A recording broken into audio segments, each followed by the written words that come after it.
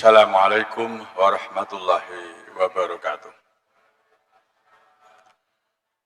Alhamdulillahilladzi arsala rasulahu bil huda wa dinil haqq liyudhhirahu 'alad dini kullihi wa kafa billahi syahida. Nahmaduhu wa nasta'inuhu wa nastaghfiruh wa na'udzu billahi min syururi anfusina wa sayyiati a'malina. Man yahdihillahu fala mudilla lahu wa man yudlilhu fala hadiya lahu. أشهد أن لا إله إلا الله وأشهد أن محمدا رسول الله. اللهم صل على محمد وعلى آل محمد كما صليت على إبراهيم وعلى آل إبراهيم وبارك على محمد وعلى آل محمد كما باركت على إبراهيم وعلى آل إبراهيم إنك حميد مجيد. أما بعد. Jamaah maghrib rahimakumullah, alhamdulillah kita senantiasa dilimpahi rahmat dan nikmat dari Allah Subhanahu wa taala yang pada saat ini kita bisa manfaatkan untuk kepentingan kemaslahatan hidup dunia maupun untuk akhirat nanti dengan menjalankan ibadah sholat maghrib berjamaah dan diteruskan dengan kajian rutin setiap Rabu malam yang insya Allah akan membawa hikmah yang besar pada diri kita masing-masing, khususnya akan menjadikan diri kita di jalan Allah Subhanahu wa taala. Salawat dan salam semoga selalu tetap terlimpah kepada junjungan kita Nabi besar Muhammad sallallahu alaihi wasallam. Jamaah maghrib rahimakumullah, sebagaimana disampaikan tadi bahwa pada malam ini saya ingin menyampaikan sebuah tema yang sebenarnya tema itu tidak terlalu yang sudah sering kita dengarkan, tetapi mari kita kaji bersama apa yang ada di dalam tema itu, yaitu meraih kehidupan yang baik di dunia maupun akhirat. Jamaah maghrib rahimakumullah, setiap orang ini mesti menginginkan kehidupan yang baik. Baik itu kehidupan yang baik lahir maupun batin. Bahkan kita sebagai manusia normal ini akan menginginkan bagaimana supaya kehidupan kita ini baik di dunia maupun di akhirat. Oleh sebab itu, maka kita senantiasa berusaha bagaimana supaya kita ini bisa mempunyai dan meraih kehidupan yang baik di dunia maupun di akhirat. Dalam Al-Quran,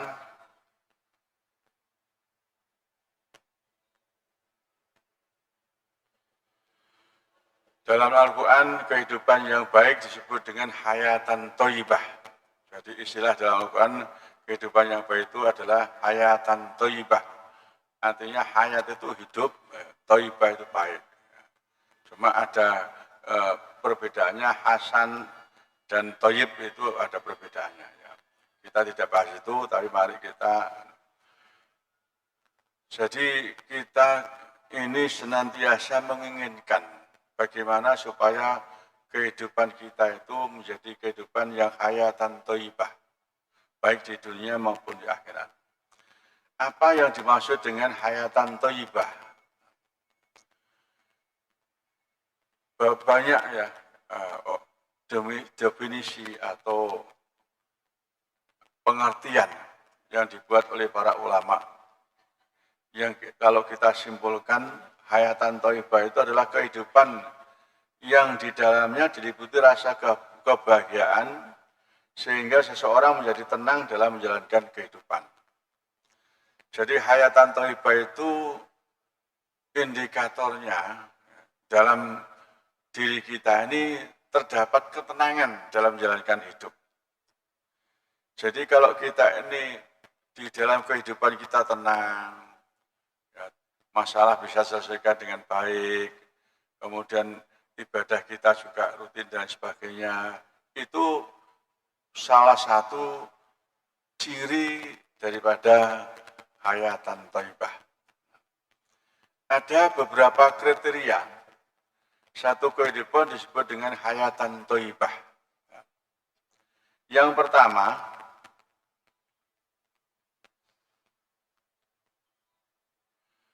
kehidupan yang dilandasi dengan akidah ketauhidan. Jadi kalau kehidupan kita ini dilandasi dengan kehidupan yang bertauhid, artinya apa? Segala apa yang kita lakukan, hanya kita sandarkan kepada Allah Subhanahu wa Ta'ala.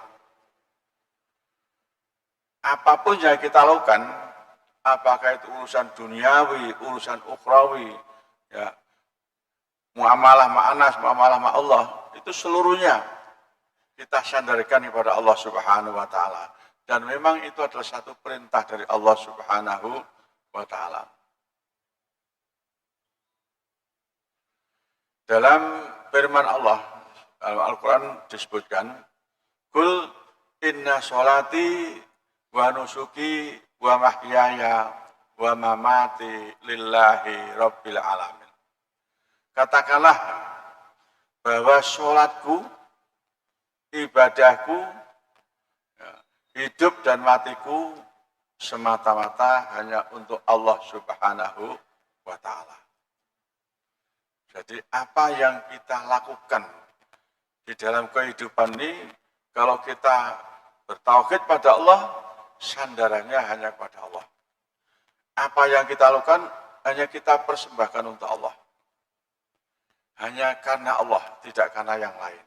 Nah, ini kehidupan yang sebagai ciri yang pertama atau kriteria yang pertama, hayatan thayyibah. Kemudian yang kedua, kehidupan yang selalu memberi dampak positif atau bermanfaat. Apa yang kita lakukan tentunya mempunyai harapan yang besar bagi kita adalah bagaimana supaya amalan perbuatan kita ini mempunyai kemaslahatan, baik untuk diri kita sendiri, untuk orang lain, bahkan untuk lingkungan yang ada di sekitar kita. Apakah untuk manusia dan untuk yang lain. Jadi apapun yang kita lakukan ini hendaknya ada satu manfaat. Nah, kalau kehidupan kita ini sudah mempunyai manfaat bagi yang lain, maka itulah kehidupan yang disebut dengan hayatan thayyibah. Nah, dalam sebuah hadis disebutkan, Rasulullah SAW bersabda, Al-mu'minu ya'lahu wa yu'lahu, wa la khairu fi man la ya'lahu wa la yu'lahu, wa khairun nas anfa'uhum linnas. Ya. Seorang mukmin itu, kata Rasul dalam hadis ini, selalu mempunyai sikap yang ramah, baik kepada sesama manusia, kepada makhluk yang lain, ini hendaknya mempunyai sikap yang ramah. Dan tidak ada kebaikan bagi seseorang yang tidak mempunyai sikap yang ramah. Jadi kalau kita ini terlalu mementingkan diri kita sehingga kita tidak ramah dengan yang lain, ya. Bahkan kalau dengan orang lain ramah, tapi dengan orang-orang yang bukan golongan kita ramah, tapi dengan golongan kita sendiri ramah. Padahal Rasulullah diperintah dinyatakan awalkan asyidda al-kufar ruhama bainahum. Jadi kalau terhadap orang kafir itu keras, tapi kalau terhadap sesamanya itu adalah ramah. Nah, karena itu kalau kita ingin menjadi manusia yang bermanfaat bagi yang lain, sehingga kehidupan kita tenang, kehidupan kita menjadi hayatan thayyibah, maka mari kita berusaha bagaimana supaya kehidupan kita ini mempunyai manfaat bagi yang lain. Ini yang kedua. Yang ketiga, kriteria hayatan thayyibah. Yang ketiga adalah kehidupan yang dipenuhi dengan rezeki yang halal. Jamaah maghrib rahimahullah. Rezeki itu sudah disediakan oleh Allah. Apapun yang kita terima itu adalah persediaan dari Allah Subhanahu wa taala. Jadi rezeki yang kita terima itu semuanya adalah dari Allah. Karena itu Allah menyatakan wa min dabbatin fil ardi illa Allah rizquha. Apapun, jadi seluruh binatang yang melata, ya, kita ini dimasukkan oleh Al-Quran sebagai binatang yang melata ya, di dalam dunia ini. Rezekinya sudah disediakan oleh Allah. Cuma kita tidak boleh diam saja. Ya. Jadi rezeki itu memang harus kita cari. Itu sudah disediakan oleh Allah. Ya, saya sering mencontohkan, misalnya kita diundang ke Duren oleh seseorang yang punya hajat. Disediakan berkat. Ya, tapi nggak datang, ya nggak oleh berkat. Nah, Allah sudah menyediakan rezeki, tapi kita tidak mencarinya, ya tidak akan mendapatkan. Tapi Allah sudah menyediakan. Sudah disediakan oleh Allah rezeki itu. Ya. Tapi bagaimanapun kita harus usaha. Sehingga Allah juga menyatakan wa an laisa lil insani illa ma sa'a. Jadi apapun yang dimiliki, yang diberi manusia itu apa yang telah diusahakan. Ya. Karena itu kita juga harus bekerja keras. Sebagai orang beriman, tidak boleh hanya berdoa tok. Kemudian ya, mengharapkan rezeki turun sendiri dari langit. Ya, tidak bisa. Jadi kita ini diperintah oleh Allah Subhanahu wa taala untuk berusaha. Baru dari usaha itu kemudian diberikan sesuai dengan kadar yang diberikan oleh Allah. Ada ukurannya masing-masing. Sebagai orang Islam, maka hendaknya kita mencari rezeki yang halal. Tidak boleh kita ini mengharapkan atau mencari rezeki yang dengan menghalalkan segala cara. Dalam istilah Al-Quran disebut halalan thayyibah. Bagaimana supaya kita selalu mendapatkan rezeki yang halalan thayyibah.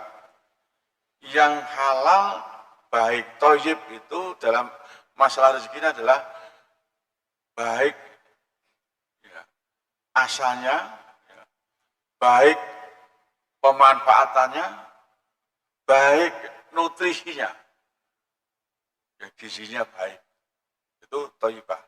Jadi halalan thayyibah. Jadi baik asalnya, mencarinya itu bagaimana dengan cara yang baik, baik pemanfaatannya. Jadi tasarrufnya rezeki ini juga harus yang baik, ya. Kemudian juga baik nutrisinya. Apa itu gizinya baik ya.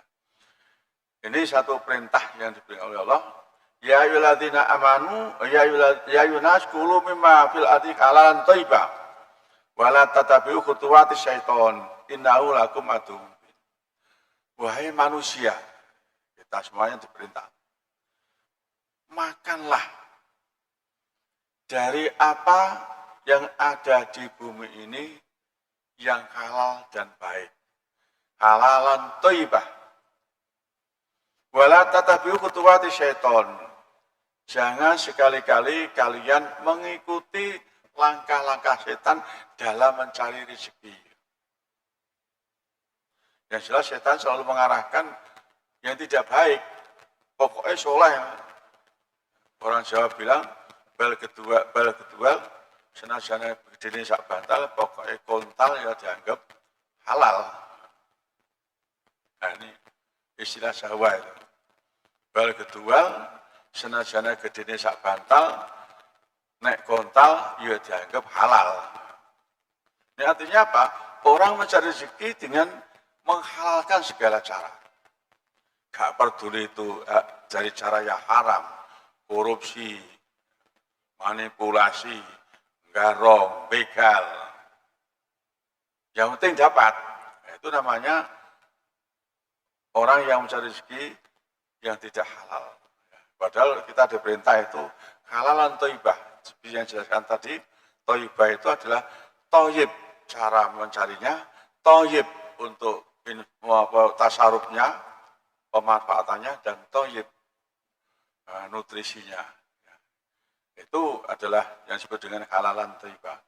Sehingga kita tidak boleh mengikuti langkah-langkah setan dalam mencari rezeki ini, karena setan itu akan senantiasa mengarahkan kita untuk melakukan hal-hal yang tidak dibenarkan oleh syariat, yang tidak dibenarkan oleh tuntunan Allah dan Rasul-Nya.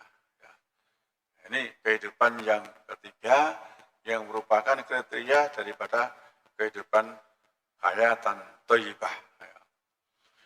Kemudian yang keempat, kriteria hayatan thayyibah, kehidupan yang baik itu adalah kehidupan yang dilandasi oleh rasa syukur dan sikap qanaah terhadap serta ridho. Qanaah terhadap apa yang diberikan Allah serta ridho. Jadi kita ini apapun yang diberikan Allah, sedikit banyak itu harus kita syukuri. Wadkuruni adkurkum washkuruli wala takfurun. Ingatlah kepadaku, niscaya aku akan ingat kepadamu, kata Allah. Washkuruli wala takfurun. Dan bersyukurlah kepadaku, jangan sekali-kali kufur. Artinya mensyukuri nikmat-nikmat yang telah diberikan oleh Allah kepada kita, itu satu kewajiban. Sehingga kalau ada orang yang tidak mau bersyukur, maka ada ancamannya. Bagaimana disebutkan Allah dalam firman-Nya surat yang Ibrahim ayat 7, Allah menyatakan, la in syakartum la azidannakum wa la in kafartum inna adzabi lasyadid. Jadi jika kalian bersyukur akan aku tambah nikmat yang ada padamu, tetapi kalau kufur tidak mau bersyukur, ingat azabku amat pedih. Artinya kita diancam oleh Allah mendapatkan azab yang dahsyat dari Allah karena kita tidak mau mensyukuri nikmat Allah. Nah, kehidupan yang dilandasi dengan syukur, nerimo apa yang diberikan oleh Allah, itulah salah satu kriteria kehidupan yang thayyibah, hayatan thayyibah. Rasulullah SAW bersabda, yang diriwayatkan oleh Abdullah bin Umar, qad aflaha man aslama wa ruziqa kafafa wa qana'ahu Allah bima atahu. Sungguh telah beruntung, kata Rasul, orang yang telah masuk Islam, telah menjadi orang Islam, telah memeluk agama Islam. Wa ruziqa kafafan, dan diberi rezeki yang cukup. Wa qana'ahu Allahu bima atahu, dan diberikan rasa qanaah, puas terhadap apa yang diberikan kepadanya. Ini satu renungan yang harus kita lihat pada diri kita masing-masing. Kira-kira ini rezeki yang sudah kita terima dari Allah, sudahkah menjadikan diri kita ini qanaah, puas, kemudian ridho dari apa yang diberikan oleh Allah itu. Kalau kita tidak puas, sehingga kita ini selalu melihat yang ke atas terus. Padahal syukur itu diantaranya salah satu adalah kita harus melihat ke bawah. Undur ila man huwa asfala minkum wa la tandur ila man huwa fawqakum. Lihatlah apa yang ada di bawah kita, kondisinya. Rezekinya yang di bawah kita, kondisinya apapun di bawah kita. Tapi jangan melihat ke atas. Undur ila man huwa asfala minkum wa la tandur ila man huwa fawqakum. Jangan melihat ke atas. Jangan melihat orang yang lebih dari kita. Misalnya satu pegawai aja, sama-sama golongannya. Misalnya golongan 3, gajinya sama-sama 3 juta. Tapi si A mempunyai banyak mempunyai mobil, rumahnya mewah. Tapi sementara si B yang sama-sama juga golongan 3 gajinya sama, tidak punya apa-apa, hidupnya pas-pasan. Nah kalau itu melihat yang itu, kadang-kadang kita juga akan bisa berbuat sesuatu yang bisa menghalalkan segala cara untuk mendapatkannya. Jadi orang-orang yang sekarang itu tidak puas dengan apa yang diberikan oleh Allah, maka di dalam hidupnya dia akan selalu melihat ke atas, sehingga dia akan selalu mencari dengan cara-cara bagaimanapun, yang penting bisa mendapatkan apa yang diinginkan. Bukan mendapatkan apa yang diperlukan, tapi mendapatkan apa yang diinginkan. Kalau mendapatkan apa yang diperlukan itu berbeda dengan apa yang diinginkan. Keinginannya itu tinggi, tapi yang diperlukan sesuai dengan kadar apa yang dibutuhkan. Ini. Tapi karena tidak qanaah, tidak puas dengan apa yang diberikan oleh Allah, maka orang tersebut akan selalu mencari-cari cara bagaimana supaya mendapatkan lebih dari apa yang diberikan oleh Allah Subhanahu wa Ta'ala. Ini yang keempat. Yang kelima, sebagai kriteria kehayatan thayyibah adalah kehidupan yang selalu diliputi kebahagiaan dan ketenangan karena terhindar dari dosa. Jadi orang itu kalau banyak dosa, itu jangan diharapkan hidupnya tenang. Seakan-akan seperti dikejar sesuatu yang menakuti. Itu orang yang banyak dosa. Jadi orang yang banyak dosa itu yang jelas hidupnya tidak akan tenang. Karena itu Rasulullah bersabda dalam sebuah hadis, An-Nawas ibn Sam'an radhiyallahu an Nabi sallallahu alaihi wasallam qol al-birru husnul khuluqi wal ithmu ma haka fi nafsika wa karihta ayyatali alaihi nas. Al-birru, kebaikan itu adalah husnul khuluq, akhlak yang baik. Jadi ketaatan ya. Jadi orang yang banyak mempunyai kebaikan, ketaatan pada Allah, itu adalah akhlak yang baik. Sedangkan dosa, itu adalah sesuatu yang meresahkan jiwamu. Jadi kalau orang banyak dosa itu, jiwanya harus selalu resah, tidak tenang. Karena itu, maka kita harus berusaha bagaimana supaya kita terhindar dari dosa. Jangan sampai kita ini selalu mengikuti hawa nafsu kita, kemudian kita selalu berusaha untuk mencari apa saja yang kita inginkan dengan cara-cara yang dosa.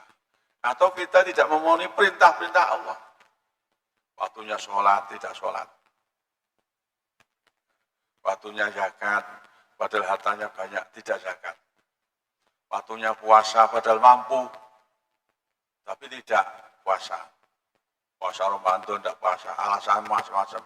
Nanti kalau saya puasa, saya kumat. Nanti kalau saya puasa, ini dan itu dan sebagainya. Alasan macam-macam. Tapi intinya, dia tidak mau melaksanakan perintah Allah. Dan orang yang tidak melaksanakan kewajiban yang diberikan oleh Allah, itu akan dosa. Kenapa? Ya, definisi daripada wajib itu adalah kalau dilaksanakan mendapatkan pahala, tapi kalau ditinggalkan itu berdosa. Kebalikannya dengan haram, kalau ditinggalkan mendapatkan pahala, kalau dilaksanakan mendapatkan dosa. Nah, karena itu karena sholat itu wajib, puasa wajib, zakat wajib, maka kalau itu ditinggalkan kita akan berdosa. Belum dosa-dosa yang lain, bentuk-bentuk dosa yang lain. Kita berbuat keburukan pada orang lain. Kita mencaci maki orang lain. Ghibah, ngerasani. Dan lain sebagainya itu dosa semua. Orang yang banyak dosa, itu jiwanya tidak akan pernah tenang. Seperti orang yang dikejar-kejar sesuatu yang menakutkan. Karena itu bagaimana kita berusaha supaya tidak banyak dosa. Nah, ini adalah bagaimana keinginan kita supaya menjadi manusia yang mempunyai kehayatan thayyibah. Jamaah maghrib rahimakumullah. Lantas apakah kita semuanya itu bisa meraih kehayatan thayyibah di dunia maupun di akhirat? Atau kita apakah mampu untuk bisa meraih kehidupan yang baik di dunia maupun di akhirat? Ternyata ada beberapa golongan manusia setelah dikaji oleh para psikolog Islam bahwa manusia itu dikelompokkan menjadi 4. Ya mungkin sering kita dengar ya dalam konteks kebahagiaan atau kebahagiaan hidup. Yang pertama, sa'idun fid dunya wa sa'idun fil akhirah. Orang yang bahagia, hidupnya baik di dunia maupun nanti di akhirat. Dan ini adalah satu kondisi yang pasti kita semuanya mengharapkan. Sehingga setiap sholat kita selalu berdoa kepada Allah Subhanahu wa ta'ala, Rabbana atina fid dunya hasanah wa fil akhirati hasanah wa qina adzabannar. Itu mesti kita ucapkan pada setiap selesai sholat. Artinya kita ini mengharapkan kepada Allah diberikan kehidupan yang baik di dunia maupun baik di akhirat. Dan dihindarkan dari siksa api neraka. Ini kenapa kok kita beralih? Karena kita ini selalu ingin mengharapkan bagaimana di dunia juga bahagia, di akhirat nanti juga bahagia. Tapi kita harus memproses yang namanya doa saja. Bagaimana kita hubungan sama manusia kita harus jalani dengan baik. Bagaimana hubungan kita dengan Allah, kita harus menjalankan perintah-perintahnya, menjauhi larangannya. Itu adalah akan mencapai kehidupan dunia baik, di akhirat juga baik. Atau sa'idun fid dunya wa sa'idun fil akhirah. Kemudian yang kedua, sa'idun fid dunya wa syaqiyun fil akhirah. Orang yang hidupnya di dunia itu enak, tapi nanti di akhirat tidak enak, tidak bahagia. Di dunia penuh dengan kebahagiaan, berkelimangan harta, banyak harta yang dimiliki. Kemudian juga banyak fasilitas yang lain yang bisa diperoleh. Tapi apakah itu akan membawa kehidupannya di akhirat nanti baik? Tidak. Kenapa? Karena apa yang dimiliki, apa yang didapatkan itu tidak didaya gunakan untuk mencapai kebahagiaan hidup akhirat. Padahal Allah memerintahkan pada kita bagaimana supaya anugerah yang diberikan Allah kepada kita itu ada beberapa perintah. Bagaimana disebutkan oleh Allah dalam firman surat Al-Qasas ayat 77. Wabtaghi fima ataqallahu darul akhirah. Wala tansa nasibaka minad dunya. Wa ahsin kama ahsanallahu ilaik. Wala tabghil fasada fil ard. Innallaha la yuhibbul mufsidin. Ini ayat yang memberikan petunjuk kepada kita bagaimana kita memanfaatkan nikmat-nikmat dari Allah itu yang pertama untuk mencapai kehidupan akhirat yang bahagia, yang baik. Karena itu kita tunaikan apa yang menjadi kewajiban dari nikmat itu. Kalau kita diberi rezeki yang cukup, ya sudah sampai pada nisabnya kita harus zakat. Kalau tidak ya kita sedekah. Kenapa? Karena kalau kita tidak menjalankan itu, maka kita tidak akan bisa hidup di akhirat yang bahagia. Sehingga disebut dengan syaqiyun. Padahal apa yang kita sedekahkan, misalnya membantu masjid, pembangunan masjid, membantu pembangunan sekolah, membantu pembangunan jalan, dan sebagainya. Itu adalah salah satu amal jariah. Amal ya, jariah itu artinya mengalir. Jadi amal yang mengalir pahalanya selama fasilitas yang kita bantu itu terpakai. Nah, jalan kan tidak akan pernah putus, selalu dipakai. Masjid juga begitu, sekolah juga begitu. Mungkin yang lain juga begitu. Sehingga Rasulullah mengatakan, idza mata ibnu adama in qata amalu illa min salatin. Pertama, sedekah jariah. Sedekatin jariatin. Amal jariah. Ya. Kemudian petunjuk yang kedua, wala tansa nasibaka minad dunya. Untuk mencukupi kebutuhan hidup di dunia. Kita berumah tangga, ada anak, ada istri. Kita harus cukupi kebutuhan rumah tangga itu. Istri kita cukupi kebutuhannya, anak-anak kita sekolahkan, kebutuhan sekolah kita cukupi, dan seterusnya. Ya. Makanya kita sebagai orang kepala keluarga, jangan medit dengan keluarga. Ya. Kadang-kadang diminta istri, uang aja sulitnya setengah mati. Kadang-kadang diminta belanja, mas, aku pengen belanja, jaluk duit. 10.000, mari belanja toko apa takon susuke gak ono ta. Nah, kayak gedeane 50.000 gak tahu takon susuke belas. Nah, ini satu hal yang sebenarnya tidak harus terjadi. Jadi kita diminta oleh Allah supaya mencukupi kebutuhan hidup kita di dunia, terutama untuk kehidupan keluarga. Wala tansa nasibak maja. Wasin kama asanulek untuk berbuat baik pada orang lain. Seperti Allah telah berbuat baik pada kita. Membantu orang yang membutuhkan. Ya. Jadi kalau ada orang yang betul-betul membutuhkan, kita bantu. Pertanyaannya, kalau ada pengemis, apa kita harus selalu memberi? Sebenarnya ada beberapa kriteria. Orang bisa ngemis, boleh ngemis itu ada. Dalam hadis dijelaskan secara jelas. Tapi kalau kita lihat pengemis sekarang itu bukan karena tidak mampu, bukan karena tidak punya, tapi pekerjaan masalah.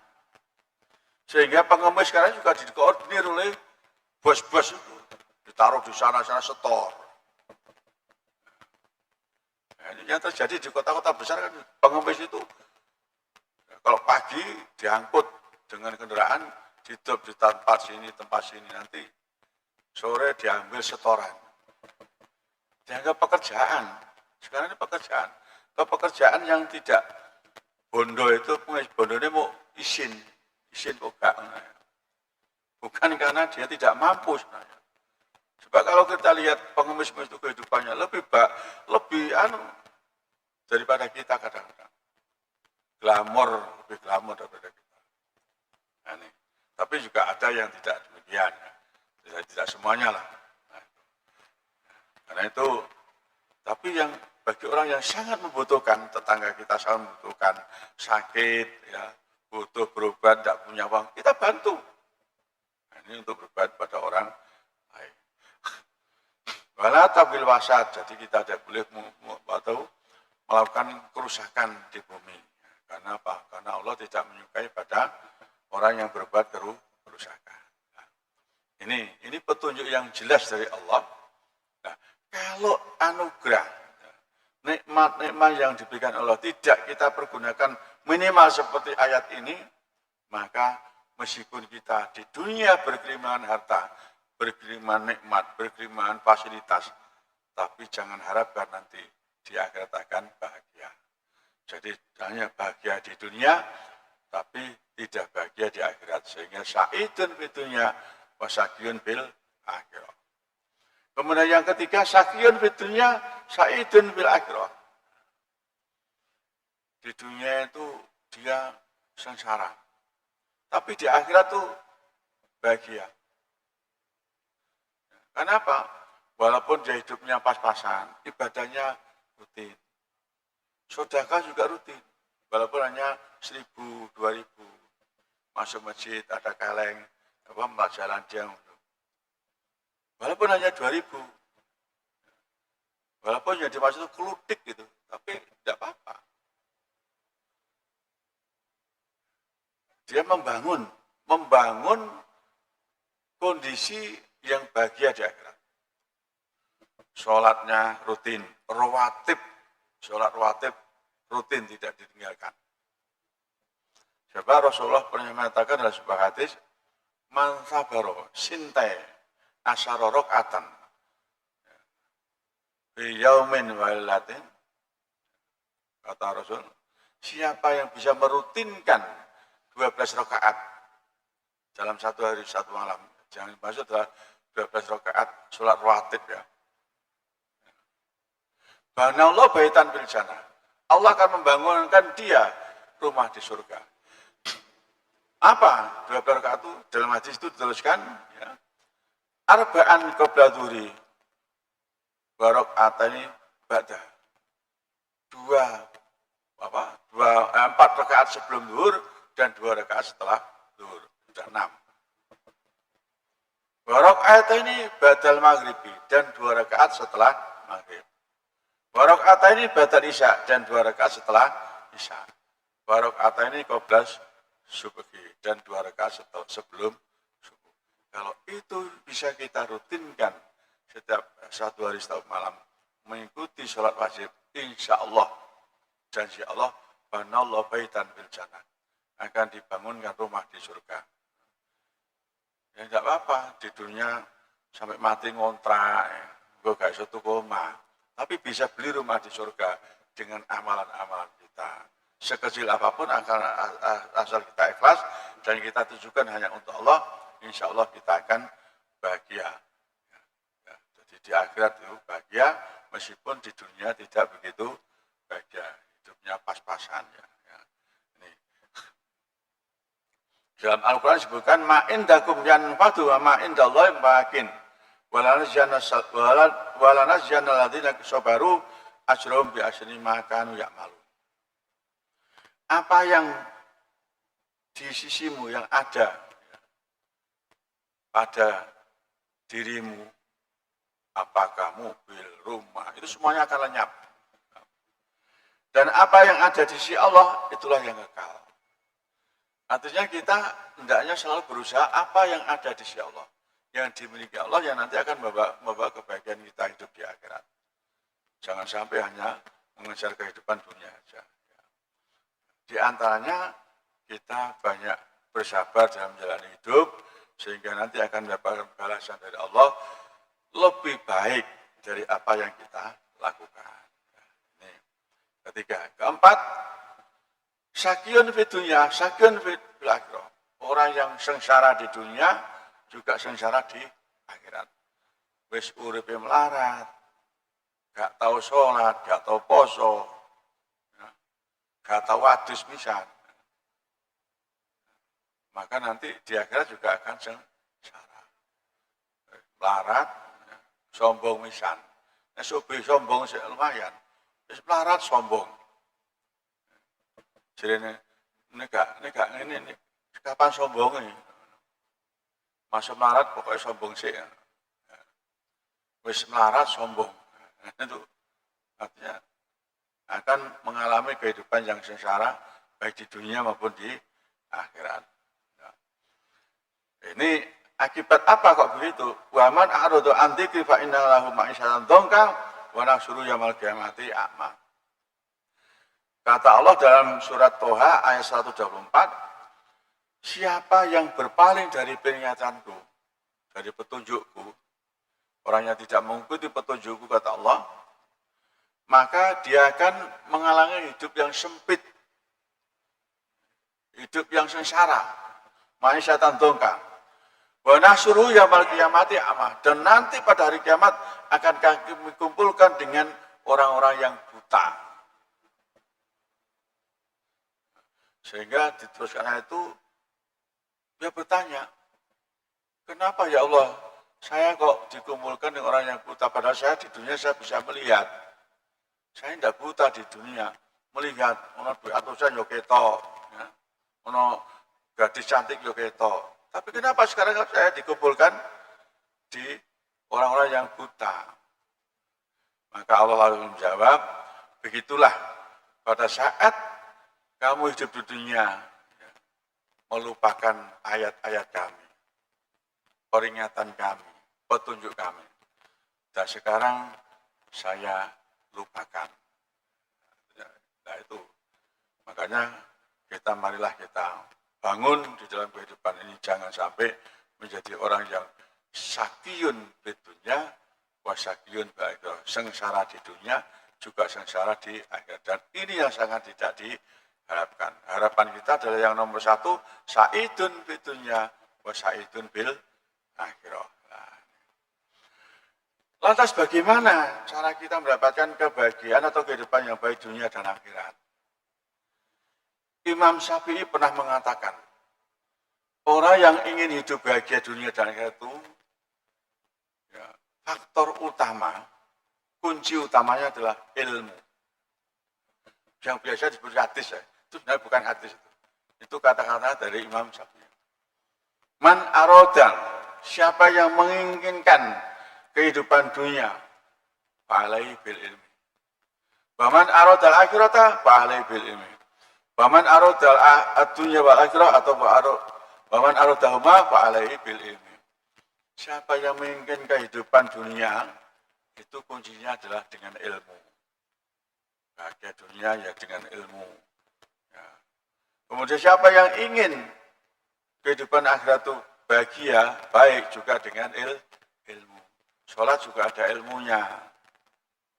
Bagaimana supaya diterima, ada ilmunya. Ada supaya wudhu dulu sebagai syarat, suci dari atas badan, dan seterusnya. Takbir dan lain sebagainya. Itu ilmunya harus dipelajari. Ini. Waman arudatunya wal akhirah, fa'alaihi ilmu. Siapa yang ingin menghendaki kehidupan baik di dunia maupun di akhirat, hendaknya juga ilmu. Kuncinya juga ilmu. Ya. Ini adalah kata-kata Imam Syafi'i yang sering didengungkan sebagai hadis. Nah, bukan hadis.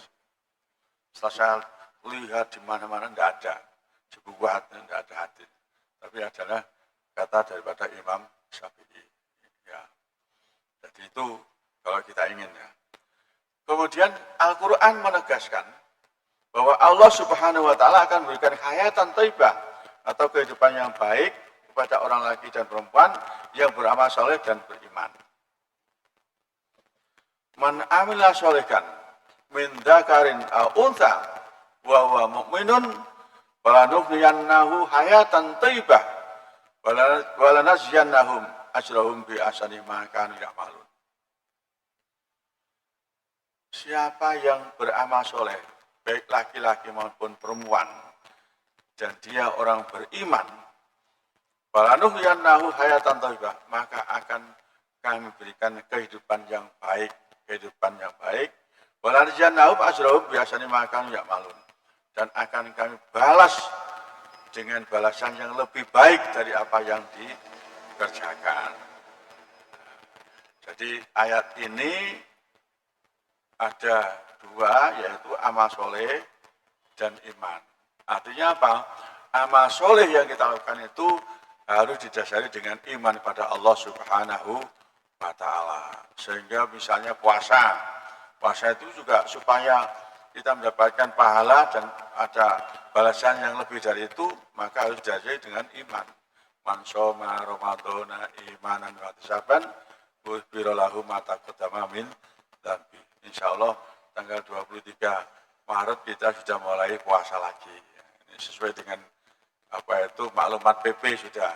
Hari Idul Fitrinya tanggal 21 April, sehingga puasanya hanya 29 hari. Nah, itu kalau kita ingin supaya mendapatkan balasannya lebih dari apa yang kita lakukan, maka kita harus dasari amal soleh kita dengan iman kepada Allah Subhanahu wa taala. Amal soleh itu apa? Bagaimana? Ada 3 indikator amal soleh. Pertama, amal soleh itu harus baik. Amal soleh itu amal yang baik. Amal buruk tidak dikatakan amal soleh. Mencuri bukan amal soleh. Korupsi bukan amal soleh. Meskipun hasil korupsi dibuat zakat, bukan. Tapi sholat, zakat, puasa itu amal soleh. Ya. Yang kedua, amal soleh itu harus benar sesuai dengan ketentuan syariat. Rasulullah menyatakan, man amila amalan. Ya, siapa yang melakukan sesuatu amalan, amal soleh kan. Dan tidak ada tuntunan dariku bahwa rodun akan ditolak. Yang ketiga, amal soleh itu harus tepat. Ya, nah sodako ya pada orang miskin, nah sodako nang wong sugih ya percuma, tidak tepat itu namanya. Demikian juga amal soleh itu harus terbebas dari riya, sombong. Ya, disebut dengan asyirkul asghar. Nah, itulah ya Bapak dan Ibu sekalian, ya, rupanya waktunya sudah masuk waktu Isya, maka saya cukupkan sekian dan mudah-mudahan apa yang kami sampaikan ini menjadi peringatan bagi kita semuanya, bagaimana supaya kita bisa meraih kehidupan yang baik di dunia maupun akhirat, sehingga kita akan bisa menjadi orang yang bahagia dunia dan bahagia di akhirat. Sesuai dengan doa kita, Rabbana atina fid dunya hasanah wa fil akhirati hasanah wa qina adzabannar. Assalamualaikum warahmatullahi wabarakatuh.